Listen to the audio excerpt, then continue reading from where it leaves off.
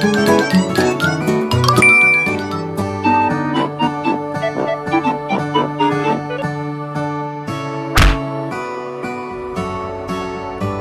nih?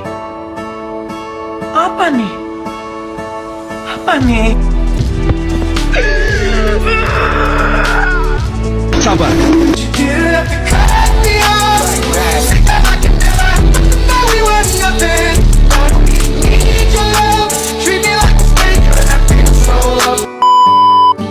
Rip, gimana sih pemikiran ekonomi nasional pada masa demokrasi liberal?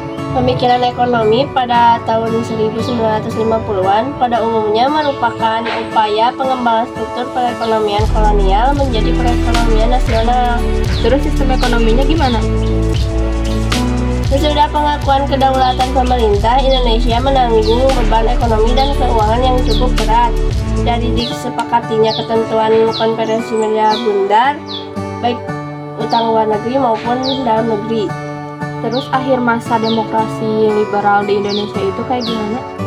Kekacauan politik yang timbul karena pertikaian partai politik di parlemen menyebabkan sering jatuh bangunnya kabinet sehingga menghambat pembangunan. Terus gimana sih yang demokrasi terpimpin? Apa sih upaya untuk menuju demokrasi terpimpin yang dirintis oleh Soekarno sebelum keluarnya Dekret Presiden 5 Juli 1959?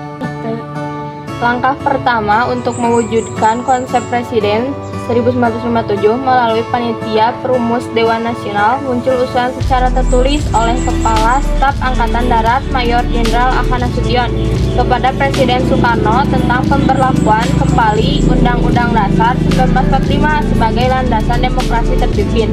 Tapi usulan Nasution kurang didukung oleh wakil-wakil partai di dalam Dewan Nasional yang cenderung memperlakukan UUD 1950. Kan ada yang dikenal dengan Dekret Presiden 5 Juli 1959 yang ada 3 ketentuan pokok itu. Itu teh apa saja? Pembubaran konstituante, tidak berlakunya UUD 1950 dan berlakunya kembali Undang-Undang Dasar 1945, pembentukan MPRS yang terdiri atas anggota DPR serta DPAS. Dalam demokrasi terpimpin itu kan ada kebijakan politik dan ekonomi. Itu teh apa saja? Kalau yang di kebijakan politik itu ada pembebasan Irian Barat, konsultasi Malaysia, politik mercusuar. Nah, kalau di ekonomi membentuk Dewan Perancang Nasional, Sanering atau devaluasi, menekan laju inflasi, deklarasi ekonomi dan dana revolusi.